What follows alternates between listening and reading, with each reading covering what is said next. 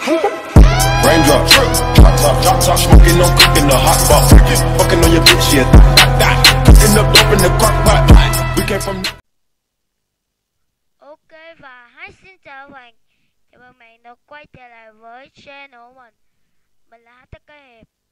Thì hôm nay mình sẽ hướng dẫn tất cả các bạn tải trò Battlefield, có nghĩa là chiến tranh Việt Nam nha. Ok, các bạn sẽ vào cái tập tin này, một lát mình sẽ để cái link ở dưới các bạn. Đây cái link này, đây là cái link.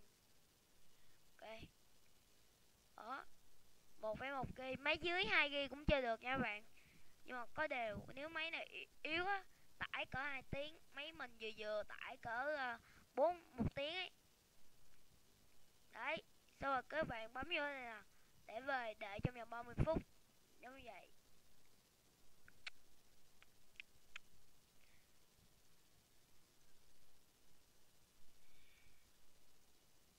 Do máy mình đã tải rồi nha nên nó không cho tải nữa.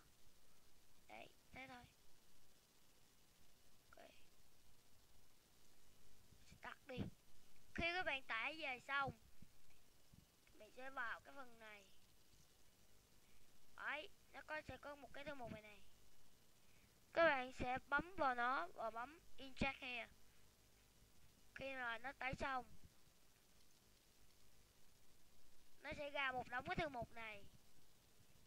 Đấy, giống như nè, nó lộn xộn hết nha, nó lộn xộn hết ở ngoài này nè. Các bạn sẽ tạo cái thư mục như vậy giống mình. Muốn gọn á, các bạn bấm như vậy và bấm chữ kích đây nè, sau rồi các bạn di chuyển vô đây, sau rồi các bạn bấm nút bay này nè, đây. Ok, bạn di chuyển ở vô đây và các bạn sẽ vào và chiến game thôi. Nhưng mà do mấy mình á, mình sẽ quay thử cái trò này sau. Được, bây giờ mình quay cũng được, các bạn muốn chơi bạn bấm vô đây các bạn chơi nha bạn. Ok,